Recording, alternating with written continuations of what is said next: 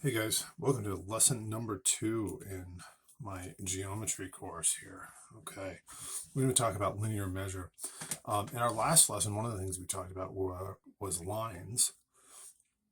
And in this lesson, we're going to talk about line segments because as interesting as lines are, we can draw them and they bound things, but they go on forever in both directions. And so you can't measure something that has an infinite length. But if we take a portion of that, we'll have a line segment and we can measure that. So that's one thing we're going to do. And then most of this course, even though we're going to take a look at measuring, most of what we're going to do in this course involves calculating and figuring out what's missing and not actually doing a whole lot of measuring. But let's go ahead and take a look at our vocabulary. Our new vocabulary here is line segment. So we talked about 2 points defining a line. We might have this point A and this point B here, and they define this line. It goes on infinitely in both directions. But if we want to just talk about a piece of it and we want to measure it and we want to isolate that, we could call this line segment AB. And here's how we would differentiate between the two. That's line AB, okay? We looked at that symbol in the last lesson. And this is how we would denote line segment AB. So if you see this, that's line segment AB, and this is line AB. Okay, so a line segment is just a finite portion of a line marked by those 2 endpoints.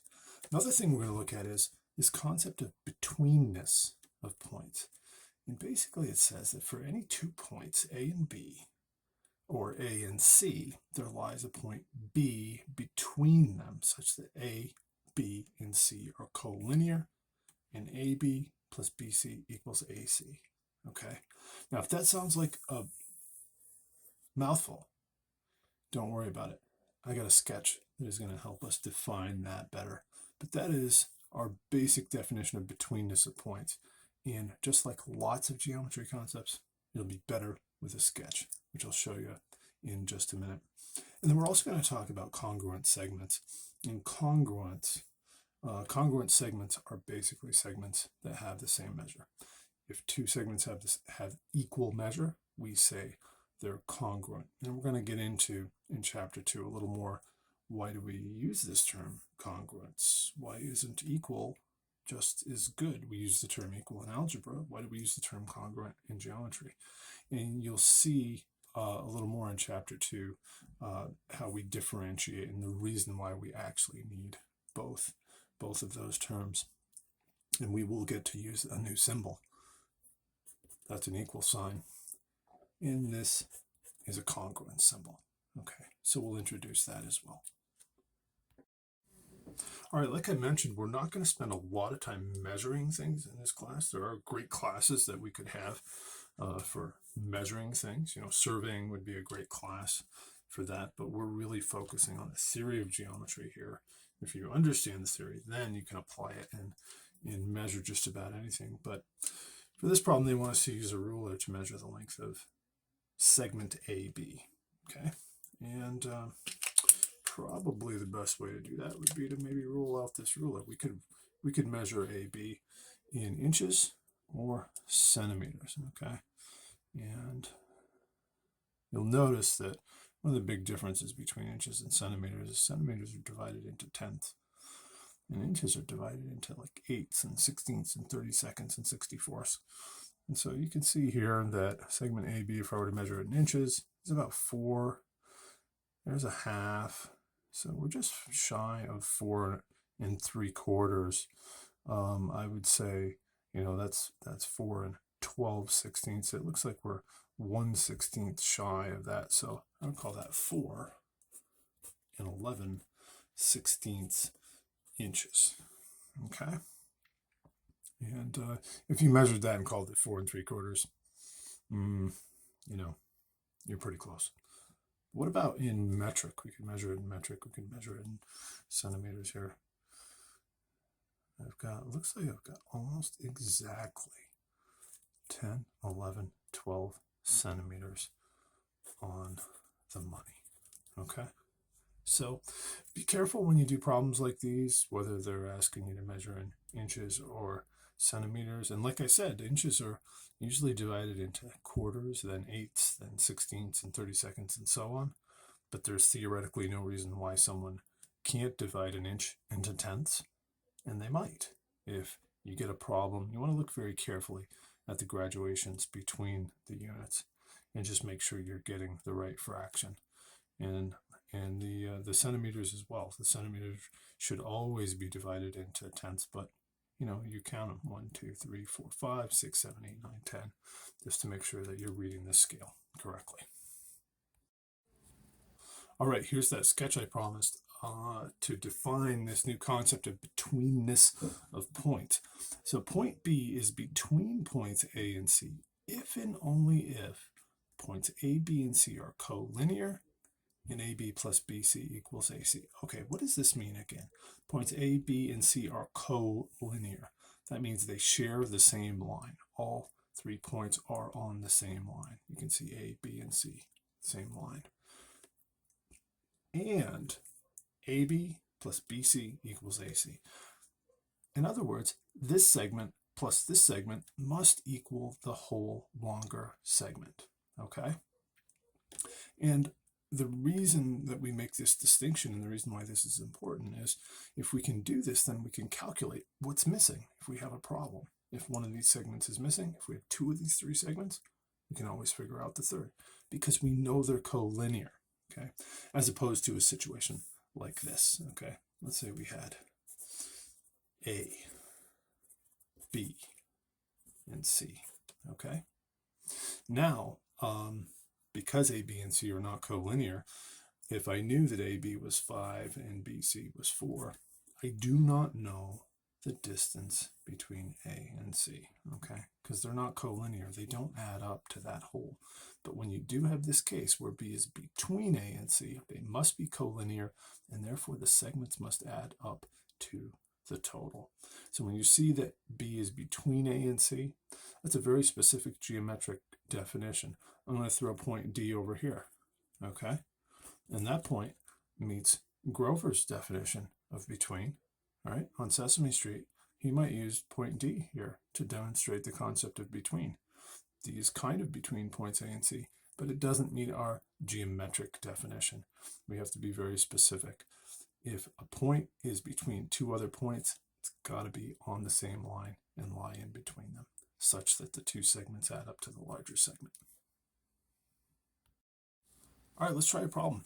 In the diagram below, how long is AC? Okay, well, we're looking for AC, so we should be able to write an equation here because B is between A and C. We could say that 4.5 is segment AB plus 2.0 segment BC must equal segment AC. Okay, that's AB plus BC equals AC, right? Okay, and when we add those together, we get 6.5. Our units are centimeters equals AC. All right, let's twist it up just a little bit in the diagram below. How long is BC? How long is this segment BC? And hopefully in algebra, you got in the habit of assigning variables to make things easier. If BC is what I'm looking for, I'm going to call that X. Okay, and now I can do the same thing I did in the last problem. AB plus BC equals AC, right? I know some of these values. AB is 10.1. BC is X. And AC is 15.25. Okay, you got an equation. You got one variable. We can solve that. We'll subtract 10.1 from both sides to solve that. We're left with X equals 5.15, and our units are, in this case, feet. Good. Okay, one more problem kind of like that. This is a great place to pause the video if you want to try one yourself and see if you're getting it. In the diagram below, how long is PM? Okay, well, I'm going to call that X. That's what I'm missing. Okay, I can see that that segment plus that segment must equal the longer segment. That's our concept of betweenness of points. So X plus 29 must equal 37, and I can subtract 29 from both sides, and I get x equals 8, and in this case, my units are meters. Good. All right, this is where it gets fun.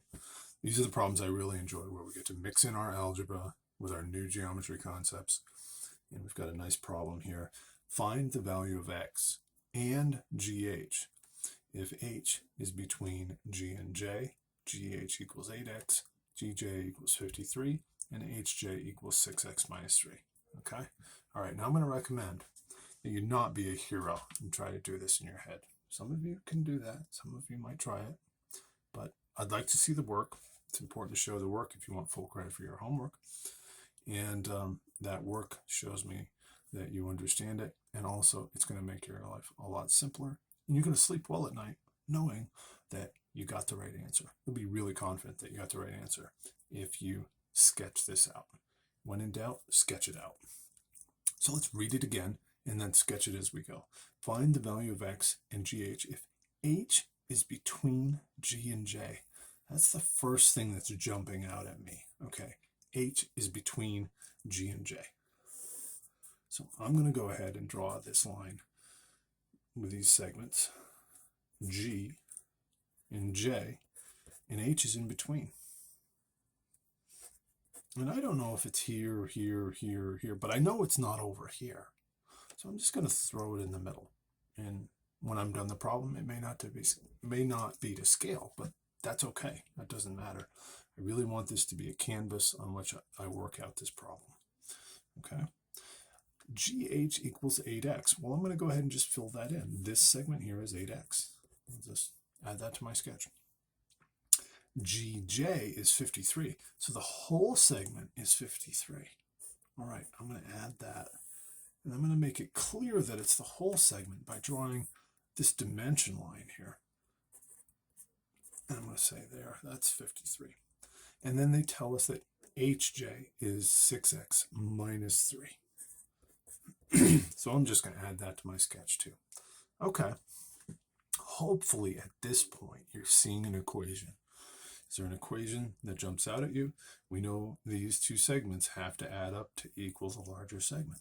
So I know that 8x plus 6x minus 3, the length of those two smaller segments, must equal 53, the length of the total of the larger segment. I can combine some like terms here. I can say 8x plus 6x is 14x. Okay, I can add 3 to both sides to help solve this. We'll get that x isolated. We'll get it solved. 14x equals 56. And I can divide both sides by 14 to get, of course, the 14s cancel. I get x equals 4. Okay, always read the question one more time on these guys. I'm going to warn you early that you're going to see a lot of problems in this class where you're tempted to circle x equals 4 and move on. But hold on, they wanted us to find the value of x and GH. Always read the problem a second time before you move on. They want GH as well. So if x is 4, I'm going to plug in 8 times 4 equals GH. Okay, right? 8x. So I get 32 is the length of segment GH. Good.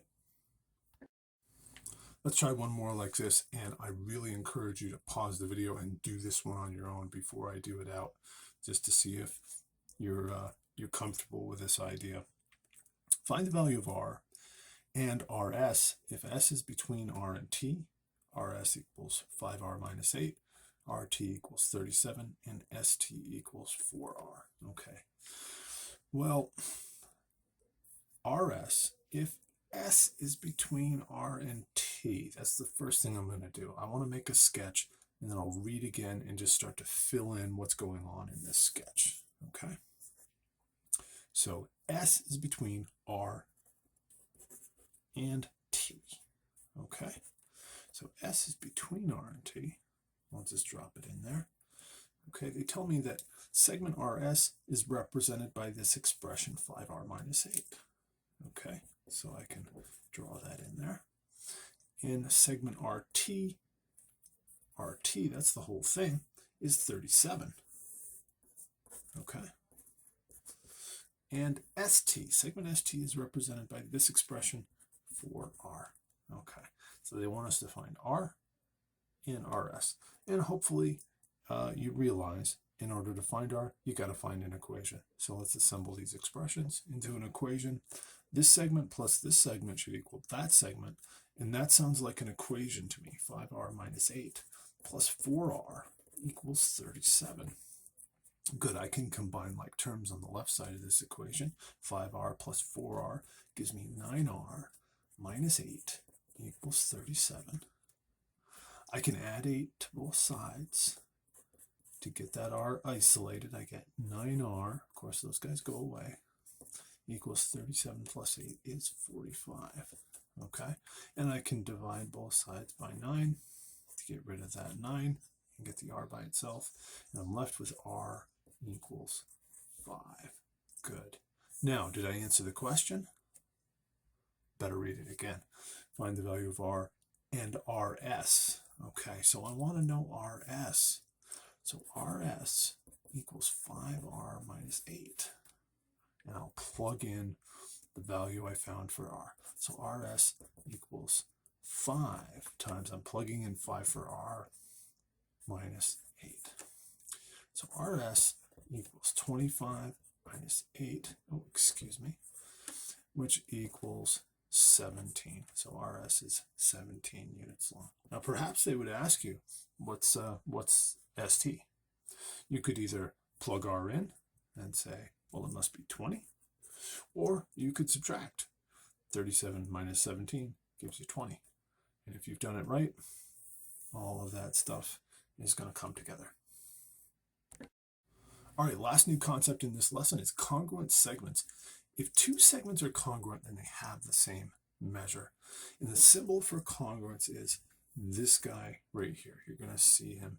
For instance, here in this diagram, we can see that since JK is 2.9 centimeters long and BC is 2.9 centimeters long, we can say that JK is congruent to BC. We forgot our line segment symbol there. But segment JK is congruent to segment BC. Okay. Now another thing you'll notice is this little hash mark here.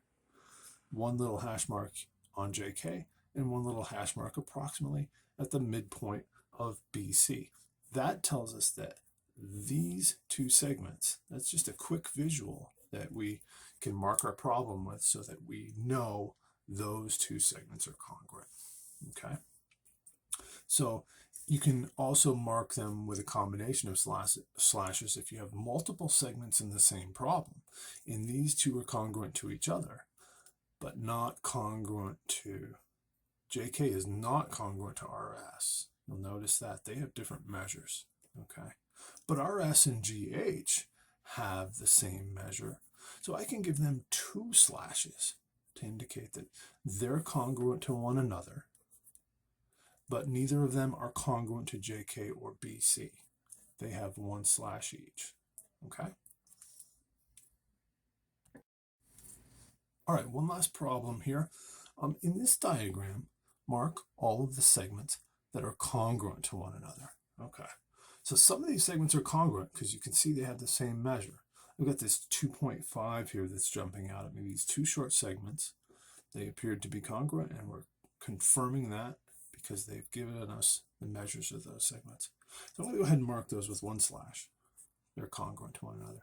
I don't see any other 2.5, so I'm not going to use one slash on any of these other segments. But I do see these 3.9s, okay? I'm going to give them two slashes. There's one segment, two segments with the same measure. Those three segments all have the same measure, so they must be congruent. Good. And then I see this 6.5. I'm going to give this guy three slashes and this guy three slashes because they have the same measure. They're congruent to each other as well, but obviously not congruent to those other segments that I marked. And this guy's a lone wolf. He's got nobody that he's congruent to, so I'm not going to mark him at all. He does not have anybody that he can be paired up to. Okay, guys, that is my lesson on linear measure. I hope you found it helpful. And I look forward to doing some problems on linear measure and betweenness and congruent segments the next time I see you.